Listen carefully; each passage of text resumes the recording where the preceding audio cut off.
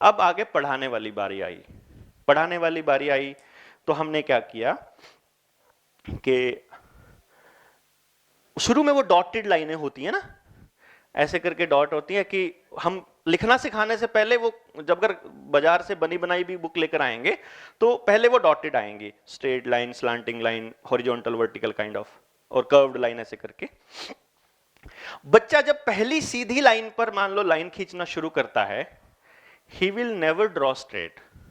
Obvious है, पहली बार जब उसने पकड़ी है, सबसे पहली बात तो उसने पेंसिल पकड़ी, मान लो उसने पेंसिल ऐसे पकड़ ली, अगला रिएक्शन मामा का, नहीं बेटा इसको ऐसे नहीं, ऐसे पकड़ते हैं। हमने उसको ऐसे पकड़ना सिखाया, मैसेज क्या गया दिमाग में, मम्मा ने आपको पेंसिल पकड़नी सिखा दी। कोई बुरी बात तो नहीं है। अगला, वो लाइन सीधी नहीं गई, मान लो टेढ़ी हो गई, अगले स्टेप पे क्या करती है मम्मा? बस, हाँ जी,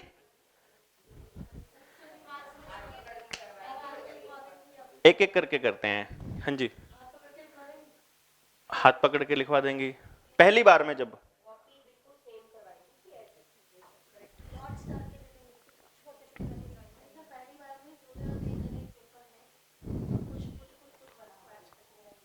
हम्म हम्म हम्म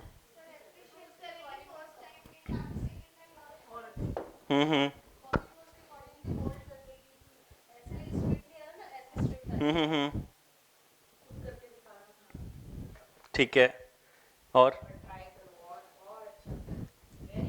वेरी गुड वेरी गुड। देखिए, है ना, मैं आपको बता रहा हूं, जो मैं आपको बता रहा हूं वो है more than 99% cases, more than, मतलब इसलिए कि 1000 में 10 आता है, इस हिसाब से 10 भी नहीं मिलती हैं ऐसी मदर्स।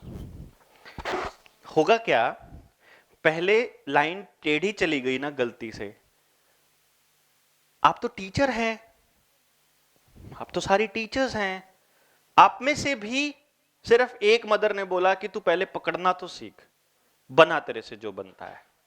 बाकी ने क्या किया, किसी ने कॉपी मोड़ी, किसी ने लाइनें डॉट छोटे कर दिए, किसी ने दोबारा से बताया, किसी ने अप्रिशिएट किया। लेकिन मैक्सिमम क्या होगा, टीचर्स कंफर्टेनिटी से बाहर चले जाइए, पेरेंट्स पे चले जाइए।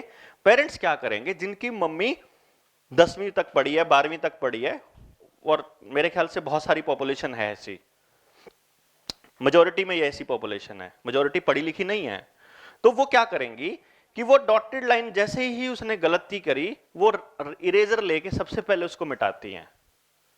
ऐसे नहीं बेटा, सीधी कर, फिर वो उसको सीधा करता है, अगली बार परली साइड चली जाएगी लाइन, वो फिर मिटाती है। और फिर क्या करते हैं, फिर भी गलती हो जाती है, तो जब ये देखती है मम्मा को भी किचन में खाना भी बनाना है, गेस्ट भी आने वाले हैं, और काम भी करना है, इसकी ये लाइनों पे लेके थोड़ी बैठे रहेंगे, तो फिर वो जल्दी जल्दी उसको क्या करती है कि ले मैं कराती हूं, और उसका हाथ पकड़ के वो लाइन सीधी कर देती है। दिस हैपन्स, मतलब मैक्सिमम टाइम्स दिस हैपन। अब ये होता है, इसका एज अ होल इंपैक्ट हम लोग स्टडी करने के लिए यहां पर बैठे हैं, क्योंकि हमें ये माँ बाप को बताना है आने वाले वक्त में, हमें ये समझाना है कि इसका क्या असर होता है। जब मम्मा उसकी हर प्रॉब्लम का सलूशन कर रही थी, तो वो देख रहा था कि मेरी मम्मा सुपर वुमेन की तरह है, मेरे पापा सुपर हीरो हैं। जब वो मिटा रही थी तो आप उसको मैसेज दे रहे थे कि तेरे से कुछ भी सही नहीं होने वाला। एज अ होल मैसेज जाता है, मैं आपको ये बता रहा था, जैसे जेंटलमैन का मैसेज गया था, वैसे ही मिटाते ही ये मैसेज आएगा, मेरे से ठीक नहीं हो रहा। फिर जब आप उसका हाथ पकड़ के करवाते हो तो मैसेज जाता है कि मैं मेरी मां के बिना तो लिख ही नहीं सकता। और जिन जिन की माओं ने मिटा के अपने हाथ से उसको होमवर्क करवाया हुआ है, जिस जिसने उसको अपने हाथ से लिखना सिखाया हुआ है, आप में से जो है वो भी देख लेना, और वो जो है वो भी देख लेना, उनको एक प्रॉब्लम होती है बड़ा होने के बाद, 5वीं 6वीं में जाने के बाद, कि जब तक मैं पास बैठी हूं तब तक तो कर लेता है, मेरे उठते ही नहीं करता, अपने आप नहीं करता, क्योंकि आपने अपने आप करने वाली इंस्टिंक्ट तो उसके बचपन में ही मार दी। उस पहली बार जब वो काम कर रहा था तभी मार दी। और ये बात सिर्फ लिखने तक सीमित नहीं है, जब वो साइकिल चला रहा है तब भी, जब वो कुछ कलर कर रहा है, दीवार पे कुछ कलर मार रहा है ऐसे इधर उधर पेंसिल, तब भी, वो जब अपनी पैंट शर्ट के बटन, जब शर्ट के बटन बंद कर रहा है तब भी, लेसिस बांध रहा है तब भी, खाना खा रहा है तब भी, बेड पे खिंडा रहा है तब भी, दूध पी रहा है तब भी, पॉटी कर रहा है तब भी, नहा रहा है तब भी, every time you try to correct him. आप उसको सिखाते हो मग पकड़ना, आप उसको सिखाते हो बैठना, आप उसको सिखाते हो सब कुछ बंद करना खोलना, सब कुछ, everything. Then you give a message कि आप नहीं कर सकते अपने आप, you need a help, you need your mother, you need your father. And उस वक्त फील करो क्या होगा जब मम्मी को सिलेबस समझ में आना बंद हो गया। Imagine that moment. जैसे ही बच्चा आके बताता है मम्मा मेरे को समझाओ, वो कहती है बेटा हमने तो हिंदी में पढ़ रखा है, ये तो हमको नहीं समझ में आता है। तो बैक ऑफ द माइंड कहता फिर पढ़ने के लिए मत कहना आज के बाद, because you are not a specialist now. समझ रहे हैं? वो आपकी बात क्यों माने? Because you are specialist. Doctor की बात तभी मानते हो ना, स्पेशलिस्ट है। बीमारी के केस में उसी के पास जाते हो। गाड़ी खराब हो तो डॉक्टर के पास थोड़ी जाते हैं, जो प्रॉब्लम है उसी का सोल्यूशन है। सो आप क्या करते हैं, उसको, उसकी बेसिक इंस्टिंक्ट आपने खत्म कर दी और तब आपने अपने भी हाथ खड़े कर दिए। Now he is totally alone. और ये बच्चों ने बताया मुझे, इट्स नॉट लाइक कि कोई मैं देख के बता दिया। बच्चे बताते हैं पहले तो मम्मा कराती थी, अब कराती है, मैं क्या करूं, मम्मा को आता ही नहीं, पढ़ने को कहती रहती है, पढ़ ले पीछे पड़ी रहती है। क्या पढ़ूं ये पता नहीं मम्मी को, कैसे पढ़ूं ये मम्मी को पता नहीं, समझने जाऊं तो बोलती अपनी मैडम से पूछना। मैडम तो अगले दिन स्कूल में मिलेगी तो ट्यूशन रख दी, ट्यूशन वाली मैडम जो है उसको अपनी रसोई के काम से फुर्सत नहीं, वो होमवर्क फटाफट करा रही है। वो भी तो सही सिखा तो रही नहीं ना। हम क्या कर रहे हैं कि जो हमने बताया वही लिखो, जो हमने सिखाया वही सीखो, जैसे हमने कहा वैसे ही करो, और जैसे तुम्हारी कॉपी में लिखा वैसे ही पेपर में लिख के आओ, then you are good boy. हाँ, गुड बॉय वाले पे बात याद आया। एक पैरामीटर हम बहुत अर्ली स्टेज में, नहीं बेटा अच्छे बच्चे ऐसा नहीं करते, गुड बॉय ऐसा नहीं करते, एक ये पैरामीटर्स हम लोग बड़े डिफाइन करते हैं हमारे पेरेंट्स। क्या बैड बॉय का कॉन्सेप्ट भी है? This is a very big question. क्या बैड बॉय का कॉन्सेप्ट है? इसके बाद हम जब बात कर रहे थे, हम वहां थे जहां मैं कह रहा था कि मैंने कैसे सीखा। हम लोग गाड़ी से जा रहे, 3 साल का था मेरा बेटा जब, तो एक चलते चलते गाड़ी से मेरे साइड में बैठा था, आवाज आई जोर जोर से रोने की, ऐसे ऐसे करके वो सुबक रहा।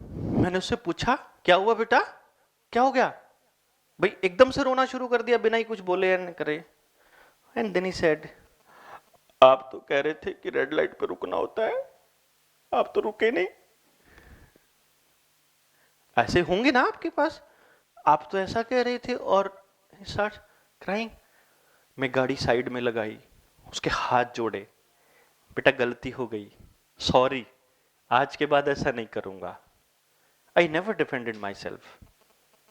ही टोल्ड मी कि तुम गलत थे भाई, तुम्हें समझ में नहीं आता, फिर हमें क्यों पढ़ा रहे हो अगर खुद नहीं फॉलो करना है तो। मतलब ये मैं आपको इसलिए बता रहा हूं कि मेरा दोस्त गाड़ी चला रहा है, उसका बेटा साइड में बैठा है, मैं पीछे बैठा हूं, और अगले वाले बाइक वाला ना एकदम घुस गया उसके बीच में और उसने एकदम जोर की ब्रेक मारी, तो उसका बेटा अपने पापा की तरफ ऐसे देख रहा है, और उसके पापा चल पड़े तो वो बोलता है पापा गाली नहीं देनी थी। He told me कि ऐसे टाइम पे मेरे पापा का ये रिएक्शन होता है। बच्चा ऑब्जर्व करता है छोटी से छोटी चीज, बड़ी से बड़ी चीज। आप बेशक उसको यह मानते हो वो बच्चा है, वो बच्चा नहीं है एक्चुअली। उसका इतना बड़ा दिमाग है जो आपकी छोटी से छोटी मूवमेंट आपके चेहरे के भाव तक पढ़ रहा है। जब आप घर में घुसते हो ना, तो डिमांड करने से पहले मूड देखता है कि चेहरे पे कैसे भाव है। डिमांड अभी नहीं करनी, खाना खाते हुए करनी है कि टीवी देखते हुए करनी है। जब दोस्त से फोन पे बात कर रहा हो तब पूछता है पापा मैंने ये लेके आना है, तो ताकि फोन पे बात करते करते कहते ठीक है ले आएंगे। जब देखता है कि दोस्त से बात करते हुए थोड़ा कम बिजी होता है, बट बॉस से बात करते हुए ज्यादा बिजी होता है, तो जब बॉस का वेट करता है कि बॉस का फोन आने दो फिर टोकूंगा। He is that much smart and we underestimate. हम उसको सिखाने की कोशिश करते हैं। दिक्कत क्या है, मैं बहुत से पेरेंट्स को एक बात कहता हूं कि ये पॉसिबल है, एंड इट इज, मतलब प्रैक्टिकली दिस इज राइट, कि आपका बच्चा आपसे ज्यादा स्मार्ट है। ये सच है, आपका बच्चा आपसे ज्यादा स्मार्ट है, लेकिन आप उसको अपने जैसा बनाने की कोशिश कर रहे हो। आप उसको वैसे सोचने के लिए मजबूर कर रहे हो जैसे आप सोचते हो। He thinks smarter than you, लेकिन आप उसे कह रहे हो ना ना इतना स्मार्ट नहीं सोचना, अपनी तरह सोच, अपन ऐसे जिए थे तू भी ऐसे जिएगा। And this is really happening, और मैं समझता हूं ये बहुत गलत हो रहा है। हम उन बच्चों से सीख नहीं रहे हैं। उनसे अगर नहीं सीखेंगे तो definitely we are going to die. हम उनको नरक में लेके जा रहे हैं, कंफर्म है ये। कैसे, मैं आपको बताता हूं। मैंने आपको शायद डिस्कस भी किया था उस दिन, बट मैं बता रहा हूं कि जब मेरा बेटा ने ना नेशनल रिकॉर्ड्स बनाए और वो बड़ा हीरो बन गया पूरे नेशनल मीडिया में, तो अखबारों में टीवी में आया उसके सारे मतलब चैनल्स में। एक दिन घर आकर के रोने लगा वो कि मेरी क्लास के बच्चों ने मुझे मारा। वो उससे पहले उससे पूछा करते थे ना कि भाई तेरा फेवरेट फ्रेंड, तेरा बेस्ट फ्रेंड कौन है, तो वो कहा करता था पूरी क्लास मेरी बेस्ट फ्रेंड है। ऐसे बच्चे आपको देखेंगे अपनी क्लास में भी कि सारे ही बेस्ट फ्रेंड है कि नहीं, कोई तो होगा बेस्ट, कितने नहीं, सारे सबके साथ मेरी ट्यूनिंग बहुत है। तो उसकी ट्यूनिंग सभी के साथ बहुत अच्छी थी। बट जब वो आके रोया उस दिन, देन आई सेड कि क्या हुआ था, कहता मैं स्कूल नहीं जाऊंगा कल से। क्या हो गया, बच्चे मेरे को मारते हैं, कल भी मारा था आज भी मारा। क्यों मारते हैं, खिलाते नहीं अपने साथ, कहते हैं तेरे को नहीं खिलाएंगे तू गंदा है। तुमने ऐसा क्या किया, मैंने कुछ भी नहीं किया।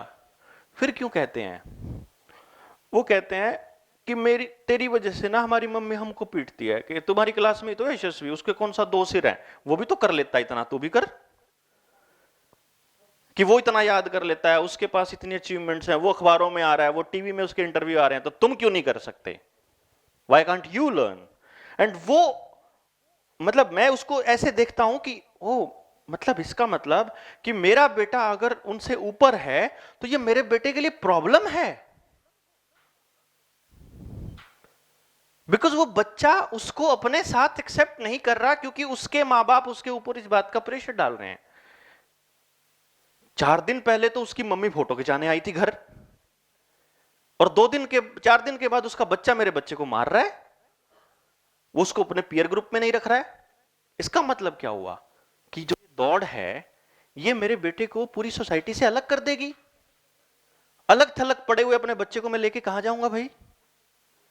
हम क्या करते हैं, अपने वाले के लिए बहुत सारी सुविधाएं, नहीं उस गंदे बच्चे के पास नहीं जाना, नहीं उसके पास नहीं जाना, नहीं उसके पास नहीं जाना, and then what we do, हम उसको बताते हैं कि तेरे को, अब मेरे को मेरे मेरे मेरे चाचा की एक बात बहुत याद आती है मुझे।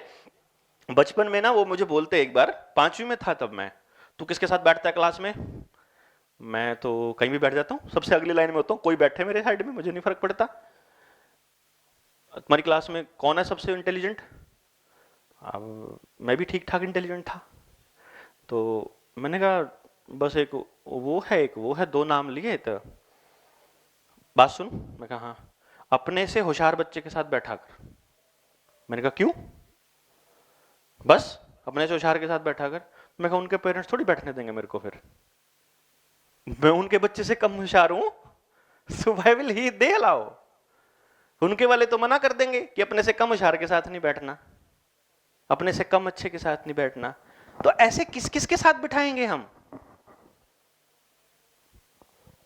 Why are we ignoring the 40th child? Last बच्चे को क्यों इग्नोर कर रहे हैं हम? ये कितनी बड़ी प्रॉब्लम है सोसाइटी की। मैं नहीं पढ़ पाया तो इसमें मेरी क्या गलती है? ऐसा करके बच्चा मुझसे पूछता है, what should I answer him? मेरे से नहीं पढ़ा जाता तो मैं क्या करूं? मुझे नहीं याद आता, मेरे को नहीं। आप एक बता दीजिए, आप एक बात बताइए, आप में से कौन है जो गालियां खाना चाहता है? आप में से कौन है जो अपने माँ बाप की डांट सुनना चाहता है? कौन टीचर की नजरों में गंदा होना चाहता है? कौन सोसाइटी की नजरों में गंदा? इज देयर एनीवन जो जान के प्लान करके गंदा बनता है? लेकिन क्या आप सबकी नजरों में अच्छे हो? हम सबकी नजरों में अच्छे भी नहीं है, लेकिन हम गंदा बनना चाहते नहीं, फिर भी हम गंदे हैं। व्हाई? बिकॉज जो सामने वाले ने पैरामीटर्स बनाए हुए हैं, हम उन पैरामीटर्स में फिट नहीं बैठ रहे, और यही कारण है कि हम उनके लिए सही नहीं है, करेक्ट नहीं है। तो why do we make parameters? जब हमने ये कहा कि दुनिया में एग्जिस्टिंग जितने बच्चे हैं, जितने इंसान हैं, हर एक यूनिक है, तो क्या उनको हम किसी पैरामीटर में बांध के रख सकते हैं? क्या हम उन्हीं को अच्छा कहेंगे जो हमारे बनाए हुए पैरामीटर्स में सेट बैठते हैं? We need to think of it. इसीलिए दोबारा बैठ के इस बात पे चर्चा करनी पड़ेगी कि जैसा आप सोचते हो, अगर आप उसकी गारंटी लेते हो कि वो 100% सही है, तो फिर सबको वैसा ही बनाना शुरू कर देते हैं। So we are basically training the child, we are not educating him. Education क्या मैं मानता हूं? एजुकेशन में ये मानता हूं कि whenever we talk of everyone. Why to exclude any single child? आप सोसाइटी से किसी को भी अलग कैसे रख सकते हो? जब मैं गांव में जाता हूं, बिकॉज अब मैं गांव जाकर के लोगों को यह समझा रहा हूं कि भाई ये एजुकेशन सिस्टम अपने बच्चों को मतलब मौत के अलावा कुछ नहीं देगा, ये गारंटी है।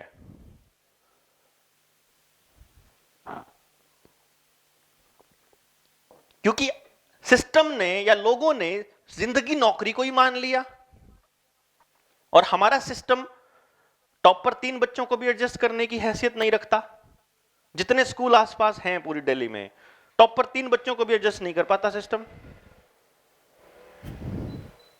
बाकी तो छोड़ ही दो। तो जो बाकी के बच्चे हैं वो कहां जाएंगे? This is a question. अगर जिंदगी वही है जो नौकरी से मिलती है, तो बाकी तो मतलब मरने के लिए छोड़ दिए हमने, और जो छोड़ दिया मरने के लिए, वो मेरे को लगता है कि जिसके पास खाने के लिए नहीं है, जिसके पास पहनने के लिए नहीं है, जो सोसाइटी ने जिसके ऊपर लेबल लगा रखा है कि you are not worthy, you are not good enough, वो हमारे बच्चों के लिए खतरा नहीं बनने वाला क्या? आपको नहीं लगता कि वो उनके लिए खतरा बनने वाला जो रोटी खा रहे हैं आराम से? चाहे वो चेन स्नैचिंग हो, चाहे वो चोरी डकैती, इवन जिसको हम अलग अलग चीजों में प्रॉब्लम कहते हैं। अब मुझे गांव में वो कहता है कि यार ये क्यों हो रहा है, क्यों बढ़ता जा रहा है? देखो प्रॉब्लम्स बढ़ती जा रही है ना, ये वाली चोरी की भी, डकैती की भी, एक्स्ट्रा मैरिटल अफेयर्स की भी, स्कूल में भी अफेयर्स की भी, है ना? स्कूलिंग लेवल पे, और कौन सी क्लास के लेवल पे आ चुकी है पता है आपको? अरे 6th 7th आप बात करते हो। पहली क्लास वाले को पता है, नर्सरी वाले को भी पता सब कुछ, उसको पढ़ना नहीं आता पर कौन साइट पता है उसको, कौन कहां से होती है। This is truth. आप उसको मालूम है कहां से उसको क्या देखना है। मैं अभी 7th में है मेरा बेटा, तो 6th में था तब वो बहुत, बिकॉज मेरा एक पेरेंटिंग की खासियत क्या है कि मैं अपने बेटे को कभी करेक्ट नहीं करता, उसको नहीं कहता कि तूने ये गलत सोचा। सो ही टेल्स मी एवरीथिंग, और नेचुरल वे में बताता है। अब मैंने उसको छठी में बोला कि मैंने उससे पूछा अपने लाइट वे में, अपने देसी भाषा में, मैंने कहा यार किसी के घर कॉपी लेने चलना हो तो बता दियो दोनों बाइक पे चलेंगे आप। तो बोलता है मतलब, ऐसे करके मेरे साथ गाड़ी में जा रहे थे हम लोग ना, तो बोलता मतलब, मैं कहा मतलब ये है यार, तुम छठी में हो गए हो, अभी तक तो तुम्हारे को क्लास में कोई लड़की लड़की पसंद आ गई होगी, तो तुम लोग करने लग गए होंगे, अब तो मेरे वाली कौन सी तेरे वाली कौन सी वाली टाइप। ऐसे करके मेरी तरफ देख के कहते हम तो 5वीं में लग गए थे करने।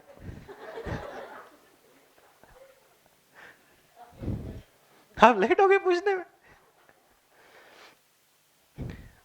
इससे पहले मैं ये एक्सपेरिमेंट कर चुका था उसके ऊपर।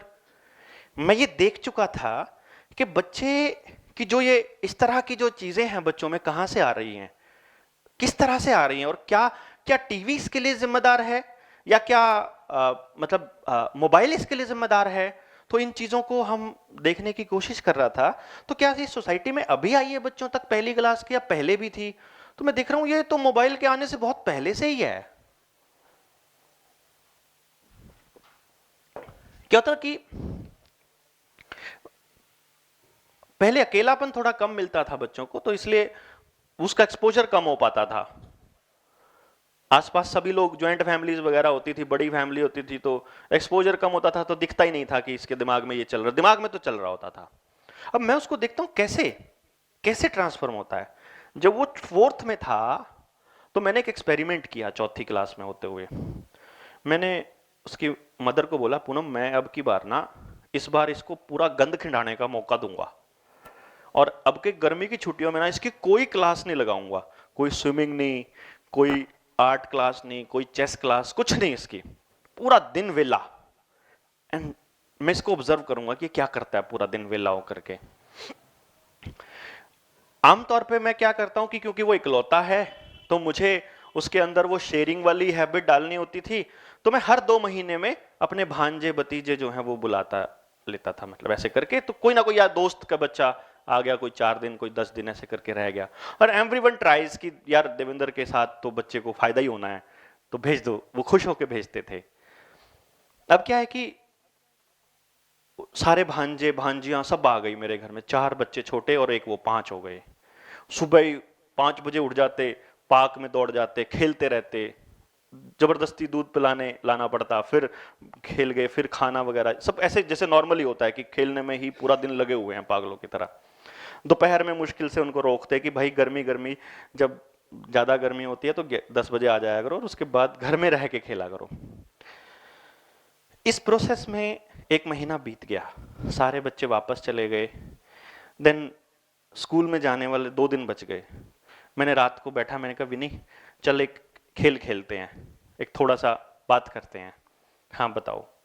कॉपी ले आ, रजिस्टर ले आया वो। मैंने रजिस्टर में लाइनें ड्रॉ करनी शुरू की। मैं कहा एक लाइन यहाँ पे ड्रॉ कर ले, तो वो स्केल से लग गया लाइन ड्रॉ करने। मैंने कहा जितने बच्चे पार्क में मिले ना इस पूरे 1 महीने में, तेरे को कौन कौन याद है वो लिख दे। उन्हें सबके नाम लिख दिए, जो जो जिसको जानता था वो।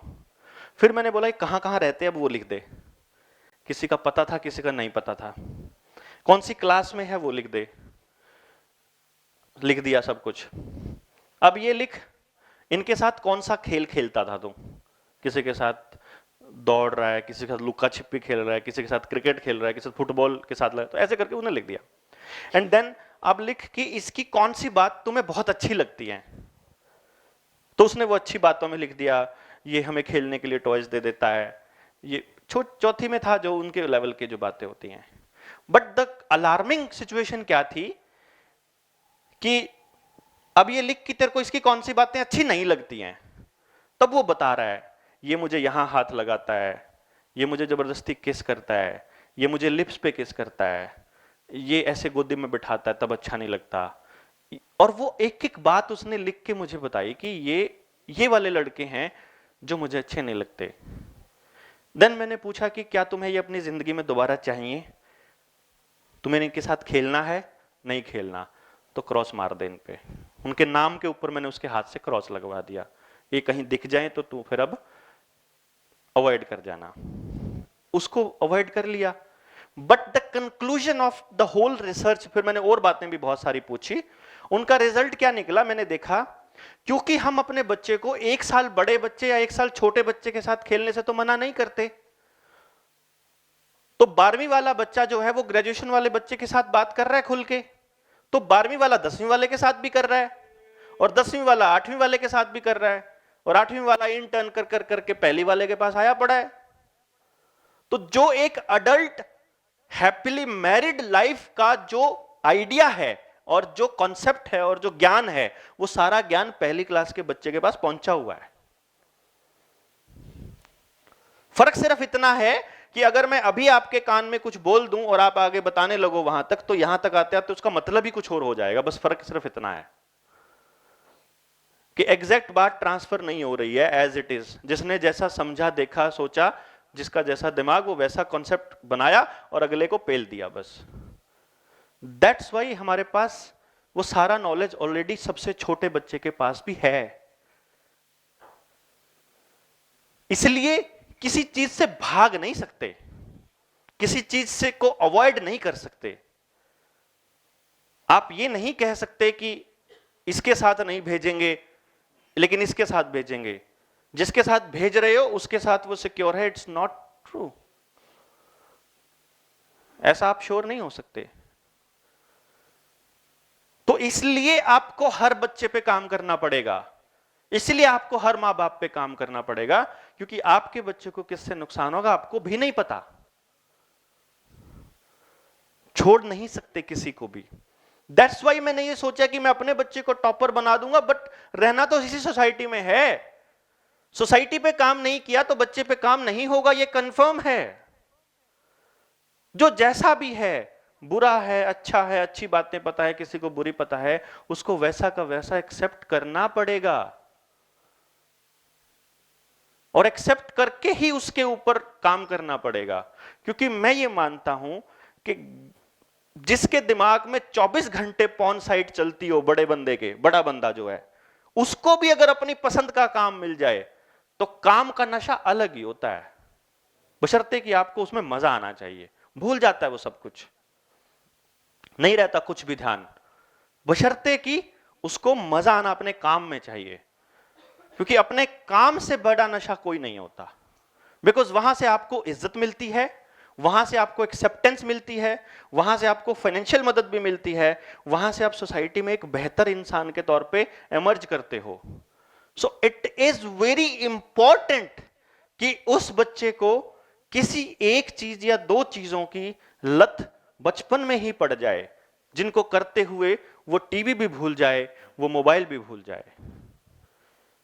जब तक ये इस लेवल पे हम नहीं सोचना शुरू करेंगे, जब तक मां बाप को इस लेवल पे ट्रेंड नहीं करेंगे, जो नर्सरी में आपके पास आ रहा है, जब तक हम उसको इस लेवल पर नहीं समझाएंगे, तब तक उम्मीद मत कीजिएगा कि आप सोसाइटी को, एजुकेशन को, स्कूल को बेहतर बना सकते हो उस बच्चे के लिए। कभी भी नहीं बना पाएंगे। और टीचर का काम सिर्फ नौकरी भर नहीं होता है। टीचर का काम सिर्फ 8 से 2 या 8 से 3, 9 से 3 नहीं चलता है।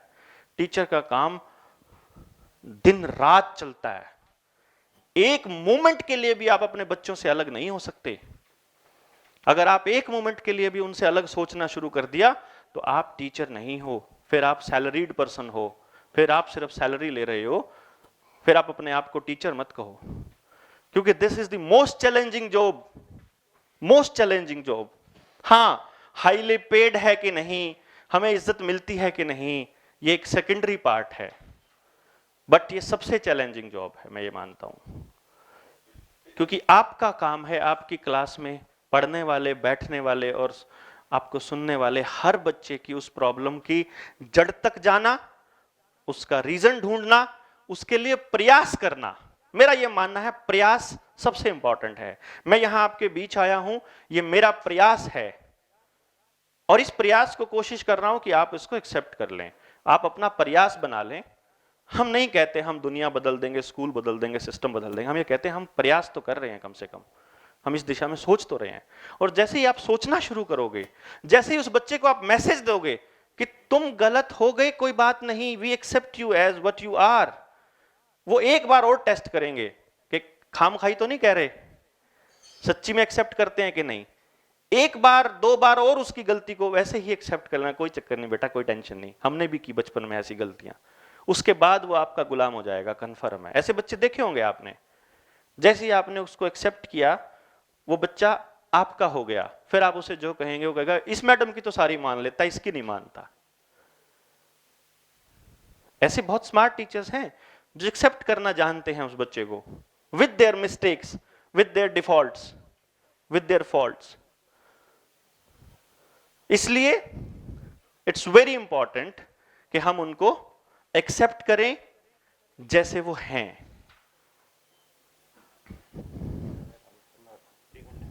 ओ आराम से, पता नहीं ये इनके ऊपर है, अपन तो बोलते हैं, अपने तो बहुत एनर्जी है इसलिए।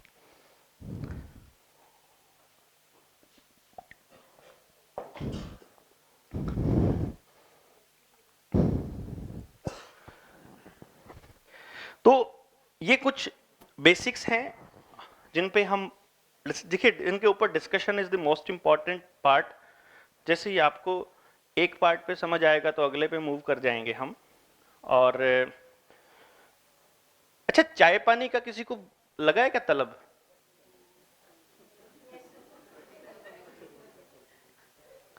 नींद आ गई?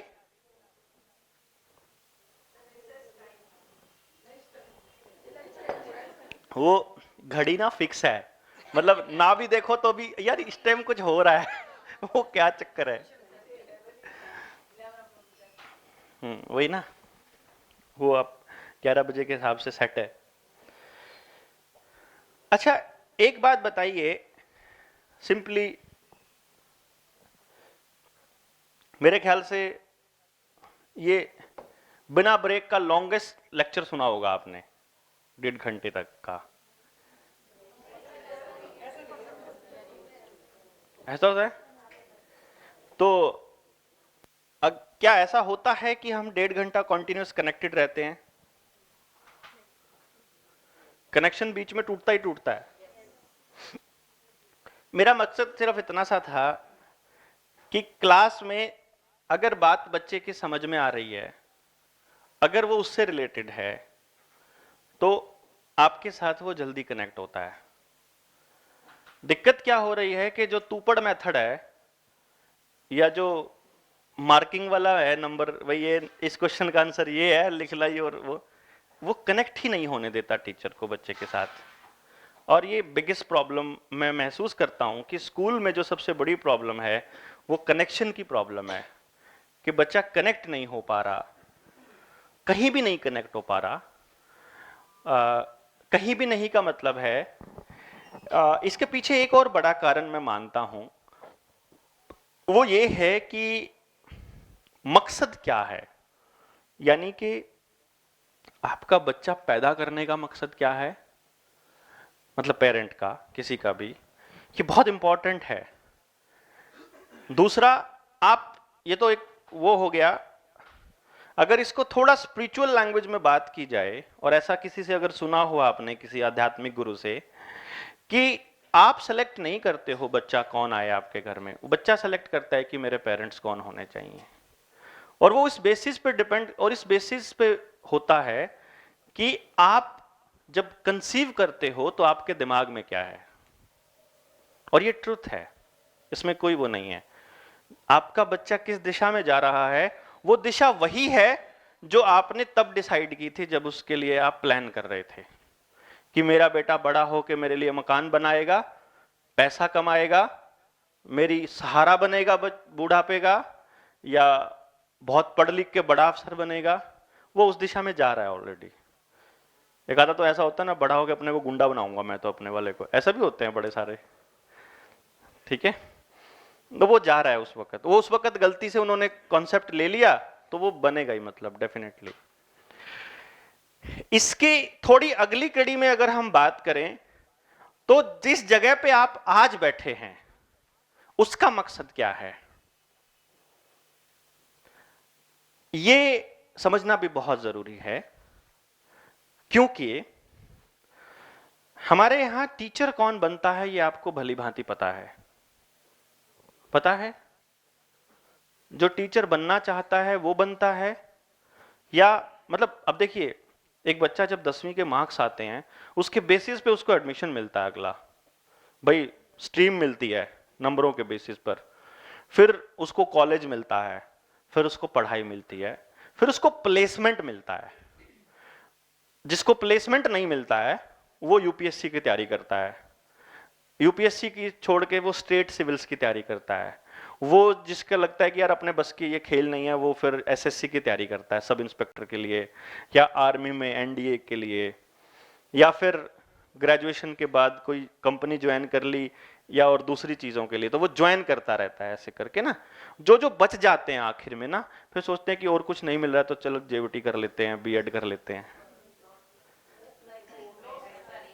This is truth in more than 95% cases, more than 95% cases की बात कर रहा हूं मैं। हमने अपने बच्चे को टीचर बनाने के लिए, मुझे नहीं पता कितने लोग अपने बच्चे को ये कहते हैं कि तू टीचर बनना बड़ा हो, क्योंकि टीचिंग बहुत अच्छी जॉब है। मुझे नहीं लगता कि हम कहते हैं, सोसाइटी में कोई भी नहीं कहता है। गवर्नमेंट जॉब के लिए चलना हो एक अलग बात है, सरकारी नौकरी के लिए एक अलग बात है, लेकिन बच्चे के खुद ही इतना पैशनेट है वो बच्चा कि वो गुड्डियों को पढ़ाती है बच्ची, अगर कोई वो अपने खिलौनों को पढ़ाता है खड़ा करके, वो इतना पैशनेट है, वो अलग बात है, और वो उसको कितना कैरी कर पाता है। बट हमारे यहाँ टीचर आखिरी कॉन्सेप्ट होता है हमारे एजुकेशन सिस्टम में। आप देखिए आप पढ़ाते कैसे हैं, आपका पढ़ाने का तरीका क्या है, वही तरीका है जो मैंने आज से 20 साल पहले देखा था।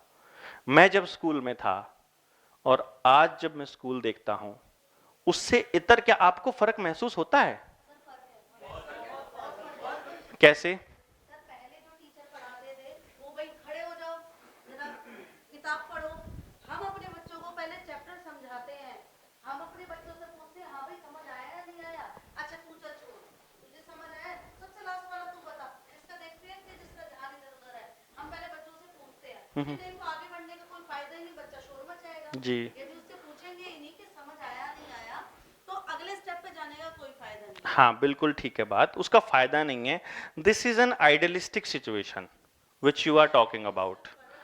और जैसे अगर आप पहले तो टीचर ही बोलता था, सर पहले क्या होता था कि सभी दे रहे हैं, हाँ हाँ हाँ हाँ आप यहाँ हो उसका सबसे बड़ा प्रूफ यही है, बिकॉज़ टीचर्स को ट्रेन करने की कोशिश की जा रही है to be a better teacher. मैं आपको बताऊं, टीचर्स को ट्रेन करने की कोशिश की जा रही है, और ये मुझे लगता है लवली स्कूल पहला स्कूल है दिल्ली में, अगर आप ये कह रहे हो तो।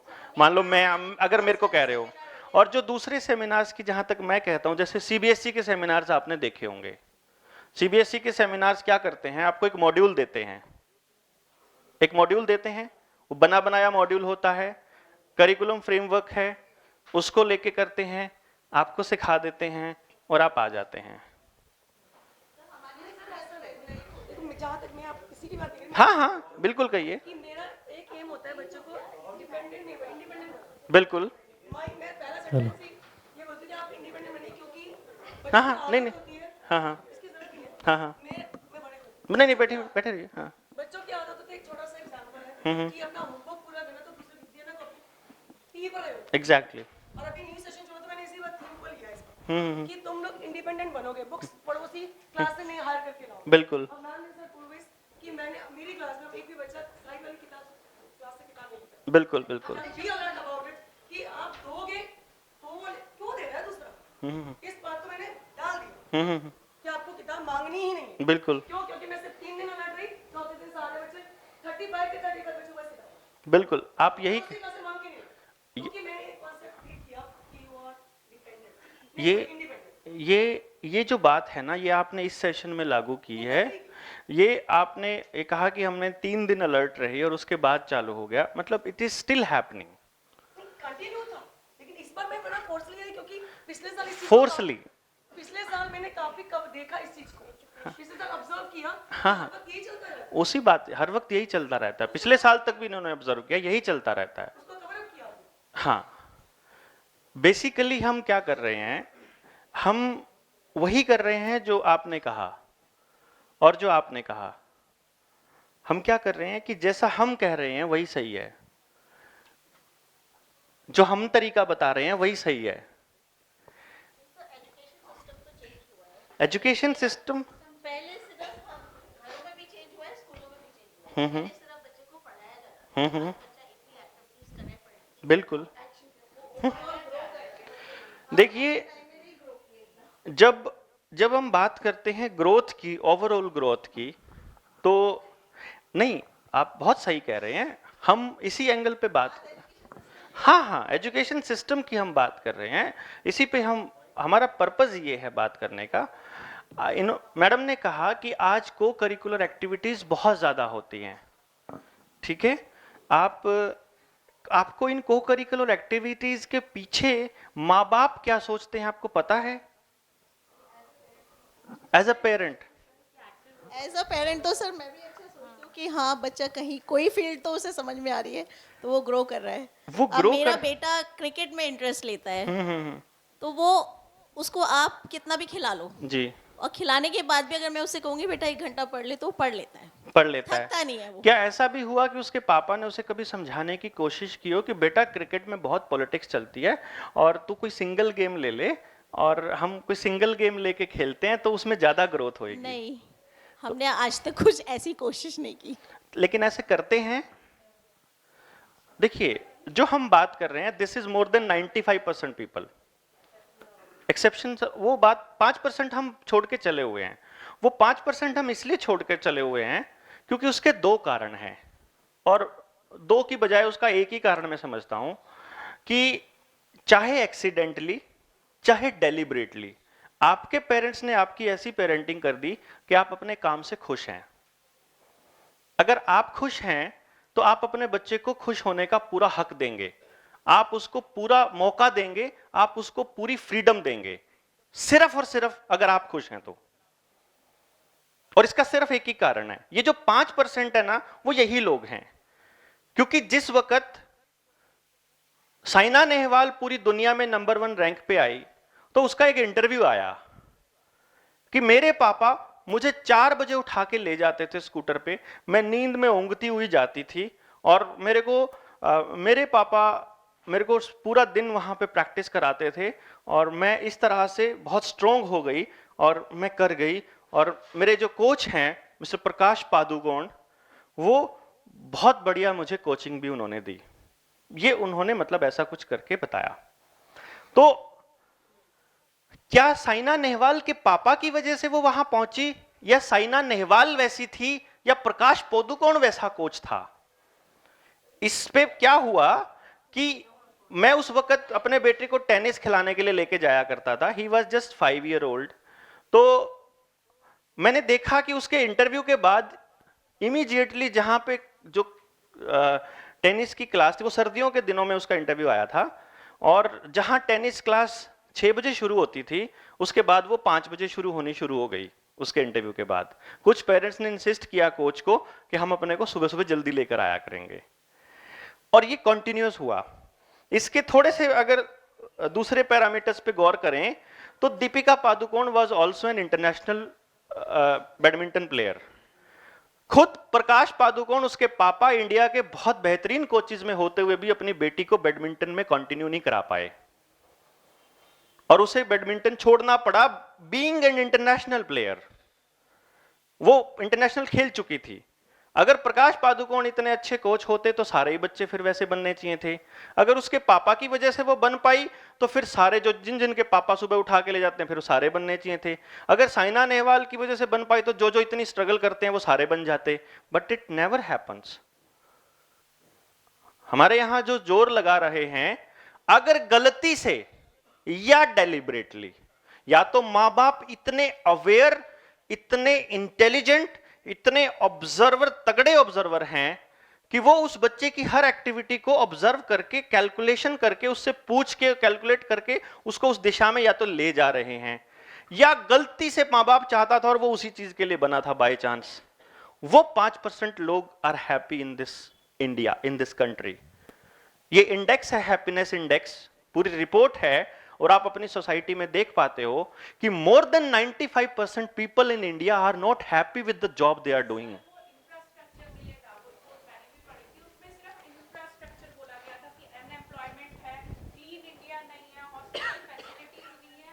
उसमें एजुकेशन सिस्टम को इस बार जो रिपोर्ट आई है इतना क्रिटिसाइज नहीं किया। एजुकेशन सिस्टम को नहीं, ये था हैप्पीनेस इंडेक्स का, कंट्री का रैंकिंग था। मैं जो बात कह रहा हूं, 194 लोग यूएन में रजिस्टर्ड अगर हैं, मतलब कंट्रीज हैं, तो उसमें से वो 170 180 के आसपास थी वो, है ना। और हाँ, उन्होंने दिया था, लेकिन मैं तो अपनी रिसर्च भी बता रहा हूं, और आप अपने आसपास में ढूंढ लीजिएगा।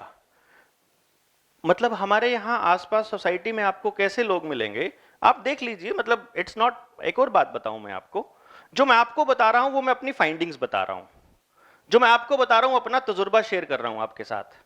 Now you need to analyse कि हम कहां खड़े हैं। आप ऑलरेडी एक पॉइंट आगे खड़े हैं, तो फिर क्या जरूरत है पीछे आने की आपको। समझ रहे हैं ना आप। अगर आप 4 पॉइंट पीछे खड़े हैं तो 2 पॉइंट आगे सरक आइए, एक सिंपल फंडा है। हमने ये कहा कि आप अपने आसपास देखेंगे, मोर देन 95% पीपल इन इंडिया, और ये परसेंटेज अमेरिका में 80% पे है, मतलब वहां जो डेवलप्ड कंट्रीज है वहां भी ये हाल है, जिनको हम कहते हैं वहां कम से कम इंसान को इंसान के तौर पे इतनी रिस्पेक्ट तो मिलती है। हमारे यहां तो इंसान के तौर पे हमें क्या रिस्पेक्ट मिलती है, you know very well. As a person हमें कितना क्या समझा जाता है। हमारे यहाँ तो एजुकेशन मिनिस्ट्री का नाम भी ह्यूमन रिसोर्स मिनिस्ट्री कर दिया गया। हम तो रिसोर्स हैं बेसिकली, अगर देखा जाए तो हम तो इस्तेमाल करने की चीज हैं। तो क्या हुआ कि जब 95% लोगों की हम ये बात करते हैं कि they are not happy with the work they are doing, तो how can they be a motivation to the people to be happy. अगर हम ये देखें, आप अपनी ही लाइफ से सोच लीजिएगा कि सुबह से लेके शाम तक जो भी काम आप करते हैं उसमें आपको कितना आनंद आता है। मतलब उठ के घर का काम करने से लेकर के, स्कूल में आने से लेकर के, जाने के बाद बच्चों के साथ लगने से लेकर के, और रात तक, चाहे उसमें ड्राइविंग भी इंक्लूड हो गई। Do you love driving, do you love this thing, do you love this thing, तो यू विल फाइंड कि मैक्सिमम चीजें हम वो कर रहे हैं जो हमें करनी पड़ रही हैं, और इट्स द ट्रुथ। क्योंकि हमें या तो अर्न करना है, या हमें कहीं एक स्टेटस चाहिए, या हमें कहीं ना कहीं सोसाइटी में अपनी एक पोजीशन चाहिए, क्योंकि हमें ये लगता है कि हम इस पोजीशन पर होंगे तो सोसाइटी हमें एक्सेप्ट करेगी। रीजन बीइंग कि इंसान हो, चाहे जानवर हो, चाहे कोई दूसरी स्पीसीज हो, every species is fighting for survival instinct. Basically वो अपने आप को एक्सेप्ट करवाना चाहती है कि एनवायरनमेंट उसको एक्सेप्ट कर ले जैसे हम हैं। नहीं है तो वो खुद को अपने आप को चेंज कर लेते हैं, अडेप्टेशन जिसे हम कहते हैं। फिर हम अडेप्टेशन पे लगे हुए हैं, वे आर नॉट, अब क्योंकि वो तो चलो एनवायरनमेंट के साथ किसी स्पीसीज का या किसी जानवर का होता है, बट अगर बच्चों पे अगर इस चीज को लेके जाए हम, तो उनको भी हम वही आदत डाल रहे हैं अडेप्टेशन की, कि हमने अडॉप्ट किया, हमने इन चीजों को अडॉप्ट किया तो तुम भी करोगे आने वाले टाइम में। हम इस प्रोसेस को रिवर्स में लेके जाने की बात करते हैं, जो हम करते हैं कि you need to understand the child and you need to reframe the environment. अभी जब हम इस रियल कॉन्सेप्ट पे आएंगे कि कैसे अंडरस्टैंड करना है, कैसे समझना है, क्या लॉजिक है, कैसे सोचते हैं, ये वाली चीजें तो बाद में चलती रहेंगी। इंटरवल के बाद, कितनी देर का इंटरवल है? 20 मिनट्स का इंटरवल हम लेते हैं, 20 मिनट का। आप लोग फ्रेश वगैरह हो जाइए, चाय पानी पीजिए, और फिर हम we begin with the first topic, that is thought process and personality. Thank you very much. Good. कुछ चीजें ऐसी होंगी जो आप ऑलरेडी अवेयर होंगे, कुछ चीजें बहुत अलग नहीं होंगी जो आपने सीखा है, बस हम थोड़ा डेप्थ में जाएंगे। हो सकता है क्योंकि आपके पास मल्टीपल इंटेलिजेंस और पर्सनालिटी से रिलेटेड ऑलरेडी आपकी ट्रेनिंग हुई हुई है एक है, और एमआई से रिलेटेड आपकी ट्रेनिंग हुई है। हम थोड़ा डेप्थ में जाएंगे, थोड़ा प्रैक्टिकल इंप्लीकेशन की तरफ हम मूव करने की कोशिश करेंगे कि हम प्रैक्टिकली उनको कैसे समझते हैं।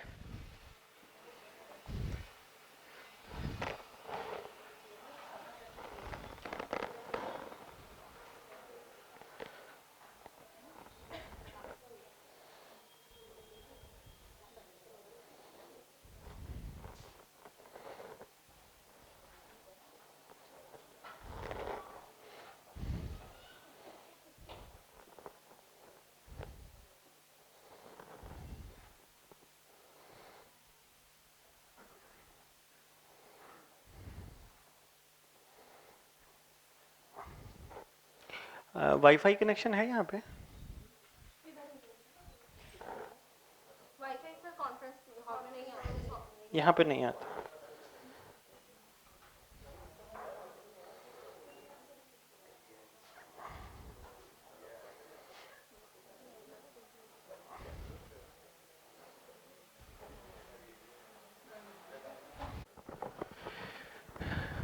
चलिए,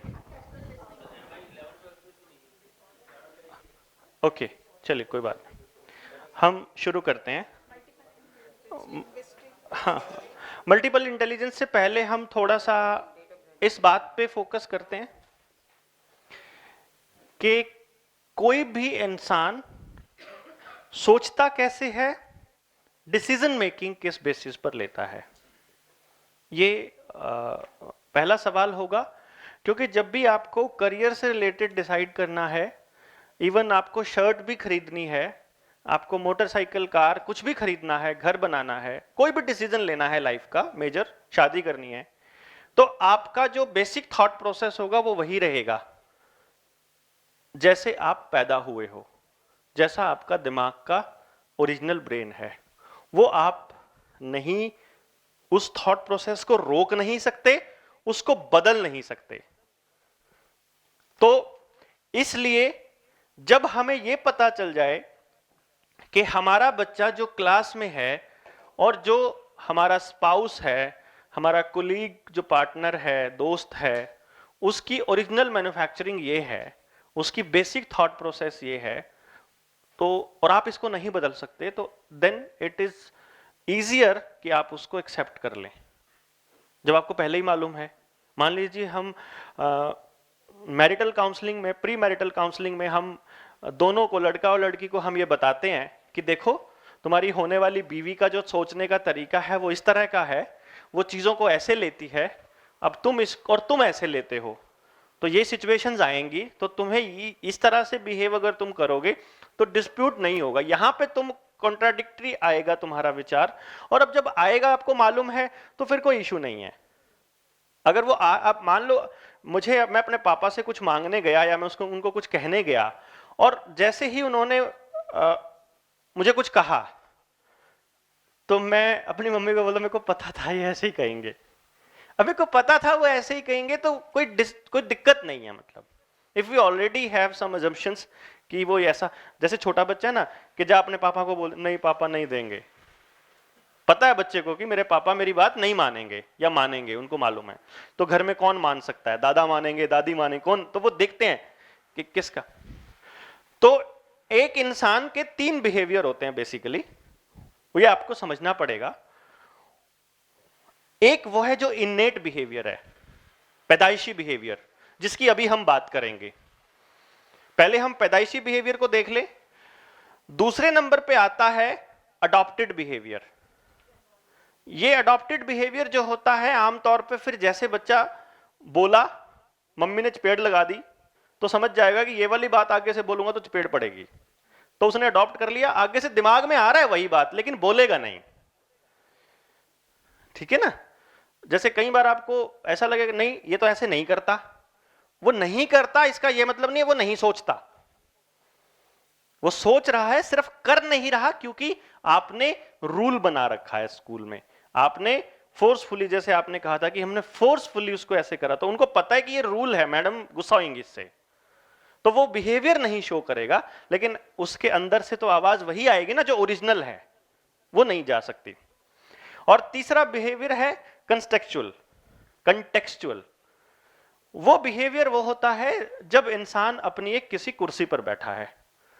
आप प्रिंसिपल की जगह पर बैठ करके एक क्रिकेट कोच की तरह बिहेव नहीं कर सकते, या क्रिकेट प्लेयर की तरह बिहेव नहीं कर सकते। आप जहां बैठे हो एज ए टीचर, यार तुम तो समझदार हो, यार अब तो तुम टीचर बन गए हो, अब तो थोड़ा ढंग से बिहेव करो, ऐसा करके हम डायलॉग सुनने को मिलेगा हमें, या हम किसी को कहेंगे कि अब तुम ये बन गए हो तो तुम्हें इसके हिसाब से बिहेव करना चाहिए। ये कंटेक्चुअल बिहेवियर है। तो अभी हम बात करेंगे इन्नेट बिहेवियर की। बाकी के 2 बिहेवियर सीखे जाते हैं, और आमतौर पे जिस जगह पर हम बैठे हुए हैं सारे के सारे, हम अपने कंस्ट्रक्चुअल बिहेवियर में हैं। मैं मतलब एज अ ट्रेनर खड़ा हूं तो उस तरह से हाथ हिला रहा हूं, बोल रहा हूं, कह रहा हूं, आई कांटेक्ट बना रहा हूं।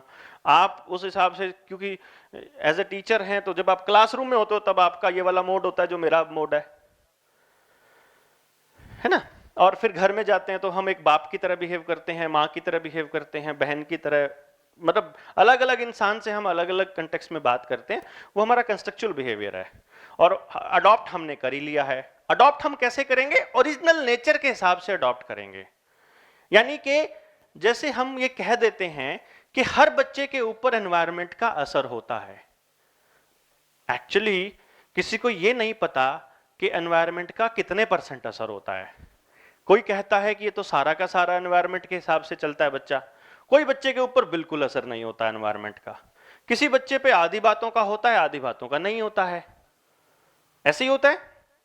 तो अब हम जब इसको खत्म करेंगे तो हमें समझ में आ जाएगा कि ये वाला पर्टिकुलर बच्चा एनवायरनमेंट से इतना लेगा, ऐसे लेगा, ये तरीका होगा जब तक हम एंड पे पहुंचेंगे।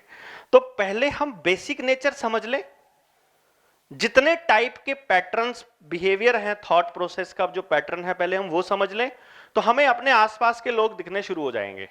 ये वाला काम मेरा ये वाला बच्चा करता है, मेरा ये वाला काम ये वाला, तो वो हमें पता लगना चाहिए कि ये ऐसे सोचेगा। जो ऐसे सोचेगा उसकी ये प्रॉब्लम्स होंगी। ये प्रॉब्लम्स जेन्युइन हैं, अगर ये ऐसा कर रहा है तो वो ओरिजिनल है। अब इसको हमने कैसे मोल्ड करना है, आगे कैसे ट्रेंड करना है, कैसे पढ़ाना है, कैसे सिखाना है, ये आसान हो जाएगा फिर आपके लिए। हम सबसे पहला कॉन्सेप्ट ये है, पर्सनालिटी हम डिस्कस करेंगे। पर्सनालिटी में एक इंसान की 2 पर्सनालिटी होती हैं। एक को हम बोलते हैं इंट्रापर्सनल पर्सनालिटी और दूसरी होती है इंटरपर्सनल पर्सनालिटी। ये आपने अपने बीएड में भी पढ़ा होगा और जब भी डॉक्टर हार्वर्ड गार्डनर की थ्योरी पढ़ी होगी आपने बीएड में, मल्टीपल इंटेलिजेंस थ्योरी, और डिफरेंट थ्योरीज और पढ़ी होंगी, तो वहां पे इंटरपर्सनल और इंट्रापर्सनल का जिक्र आपके सामने आया होगा। इसको प्रैक्टिकली हम कैसे लेते हैं? अभी तक जो आपने करा वो मतलब हो सकता है वो ऐसे किया हो कि हमने एग्जाम देना है, जो उसमें लिखा हुआ है उसी हिसाब से हम सोचते हैं। इसका रियल में क्या है?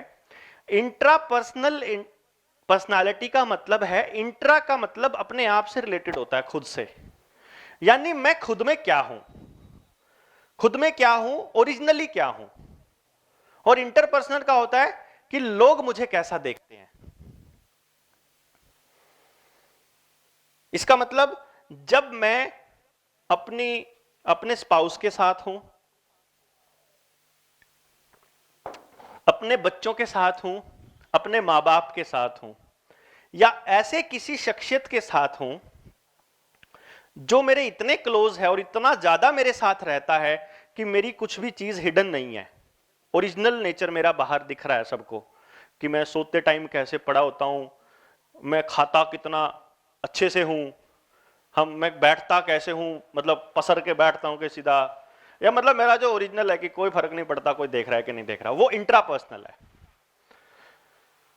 तो वो बिहेवियर होता है उन लोगों के साथ। और दूसरा होता है इंटरपर्सनल, कि जैसे ही घर से बाहर कदम रखें तो लोग मुझे क्या सोचें, मुझे लोग एक इंटेलिजेंट आदमी के तौर पे जाने, या मेरे को कोई फर्क नहीं पड़ता, या मैं ऐसा दिखना चाहिए। और ये चीज आप प्लान करके नहीं कर सकते। जैसे आपने बहुत से लोगों को समझाया बहुत बार, यार तुम ना ऐसे मत किया करो, ये तो अच्छा नहीं लगता, वो बेचारे के बस की बात ही नहीं है, वो नहीं कर पाता, आपकी तरह से नहीं सोच पाता।